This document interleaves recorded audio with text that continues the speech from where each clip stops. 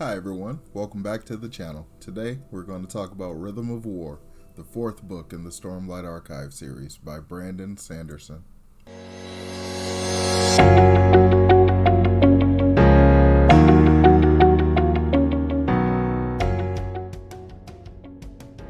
Rhythm of War is the fourth book in the Stormlight Archive series, and it's a great entry to the series. It's a vital part to the Stormlight Archive series and a vital part to the Cosmere as a whole.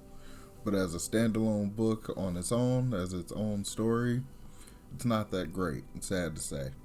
All of the books so far have been great standalone stories that could just be one-offs, if not a part of a series. But this book seriously depends on being in a series, and it shows. It doesn't work as its own story.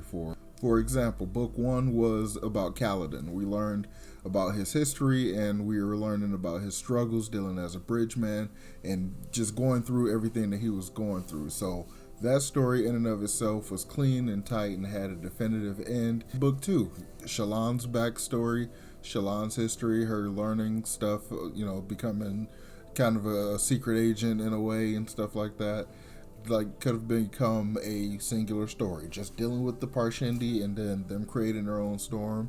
It could have been a tight story. And even continuing on to book three, Dalinar's history and his present day trying to unify kingdoms and stuff like that could have been its own story. Despite this being Venli's book, it doesn't feel like her book. Not like how Words of Radiance felt like Shallan's book or Oathbringer felt like Dalinar's book. Her entire story, her plot really felt like a side plot. Everything she did was happening secondary to the primary invasion occupation plotline that happened. Each book so far has managed to make major leaps in development for either the characters and their understanding of what's going on, or the war effort. Like the second book has the Parshendi creating the Everstorm and stuff like that. It was a major struggle and effort and stuff like that to create. And the third book had its major struggles dealing with the war that had, or one of the major battles in this overall gigantic war that's happening. And each book has major levels of development so far, but this book, I feel like it stops that development and that progress, all for the purpose of exposition and magical system explanation. I can't help but see the man behind the curtain with this book. I feel like Brandon really knew that he needed to get this information out, and the only way he could really do it is if one of the great minds from the human side and the great minds from the listener side came together and actually worked together. So I feel like he had to almost pause the story in order to allow this stuff to happen, in order to get this information out.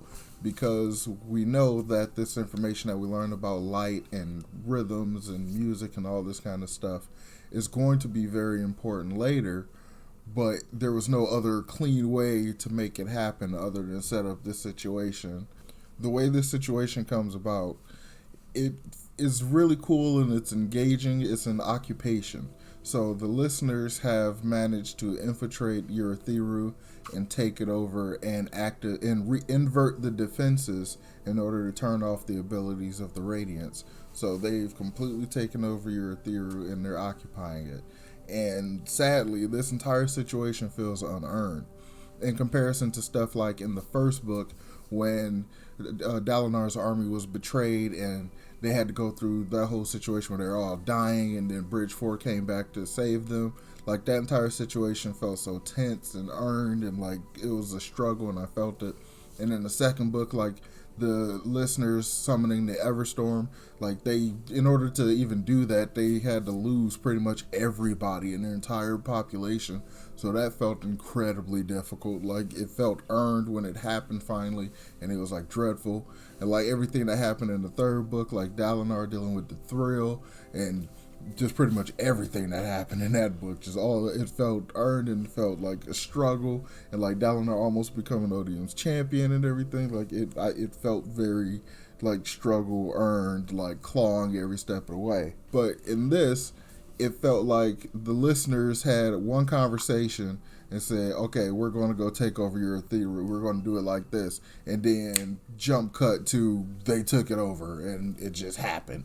It felt so unearned, and it felt so we just need to do this in order to get this information to be had. Like, it felt very, we doing this, we need A in order to get to B. That's exactly what it felt like to me. And the importance of the tower is explained over and over. The importance of Urithiru is like hammered in so ridiculously, like thoroughly. Like, if you hold Urithiru, you basically got the war. Like, humans hold no chance if they don't have the Oath Gates so that they can travel quickly between locations to deal with this war. So, from just a mechanical, meta, real world perspective, I'm like, if that's the situation you're setting it up, then there's no way our protagonists aren't going to maintain that stronghold or somehow get it back. So I never felt like this occupation was going to hold. It never felt like it was a real shift in power to me. It just felt like this is being done so that we can get these two characters to work together, so that we can learn this information, so that it can benefit us later. Even though I'm not a very big fan of the occupation that happens at Urithiru, the information we get as a result of it is amazing. It's like, all these answers that we've been begging for so long about the Cosmere, about Roshar, about Stormlight, about all of this stuff.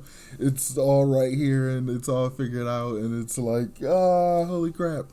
And then even apart from that, the stuff we get in the epigraphs, it's like, they're Cosmere answers, and it's just like, wow. And so it makes it very easy to forgive the boring occupation and the stuff that goes on during that time, because the information we get out of it just has you like, oh my god, oh my god, oh my god. It's just like you're going insane, like freaking out about this stuff.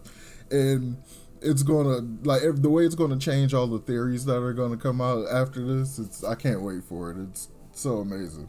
So I say again, it's very easy to ignore that less than fun structural part of the book.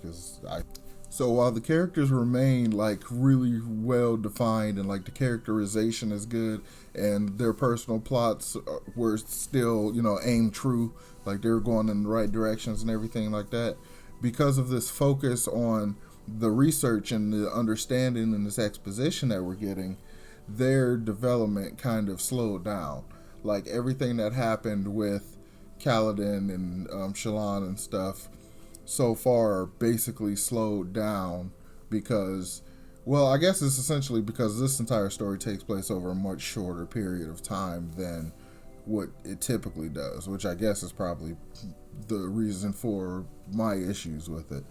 But so Kaladin's depression has gotten a lot worse, depression and post-traumatic stress disorder. Brandon does it in a brilliant way. Like, that he's done major research in order to get this correct, because it feels so authentic. But something about it feels a little too, I got this, and like it's dealt with, but I still got to do this other stuff. I don't know. It's like, I don't know what else I could expect, but it almost feels like he powers through it better than I would have expected somebody with his level of trauma and issues to be able to do. And Shallan, this, like, it is definitely a consequence of the nature of the story, because Shallan wasn't able to be focused on all that much. So when she made progress with her dissociative identity disorder, it didn't feel, I don't want to say it didn't feel earned, because it really was earned the way it was set up and the way it like played out. But I feel like if we had more time in that story, was living in her head, playing with these clues and all this kind of stuff more, it would have felt like way more cathartic when it happened. It would have been, because to me it felt pretty jarring when it happened, like when this thing happens. And I wasn't ready for it, to be honest. So if this was an anime, I think this entire book would be considered kind of a filler arc and an info dump, because the arc, like the occupation and everything that happens with that, it doesn't amount to much. Like, you can tell that Brandon didn't essentially want it to amount to a lot, because he didn't cut away to any other real perspectives during the occupation. There was no other, like, the only other listeners' perspectives we got were Venli and this other new character. But even that, it wasn't up to the level that Brandon typically does when other stuff is coming into play. Like when he brought in Lift, and Lift was basically an interlude character, the stuff we got from that was so much more detailed and fleshed out and thorough than the stuff we're getting with these other people. So that was another hint to me that this occupation is not going to last long. This isn't going to be a thing, really. So I don't normally rate these, but like as a book, I would probably give this like a 6 out of 10. But as like a Cosmere book, it would be a 9 out of 10, specifically because of what we learned. Like, I'm so happy about this information that we learned. Like, I'm going to make more videos just to go into detail on the stuff that I really liked about the book, which is primarily just this insane amount of information that we're getting. Despite being my least favorite book in the series so far, it's got to be probably my favorite Cosmere book, specifically because of all the information that we get about Stormlight, about Investiture, about other shards, and about all this other stuff that's going on out there. It's so incredible. And some stuff that happens at the end is like, holy crap. And yeah, that's all I got for today. So thanks for checking out my video. Thanks for watching. Thanks for listening to me give my general summary, non-spoilery thoughts on the book. And come back and watch the next video when I talk about some more specific details about stuff that I like. I think some of my theories about the Cosmere overall is shaping out. I think we're getting evidence for my big theories. So come back again and we're going to talk about that next time.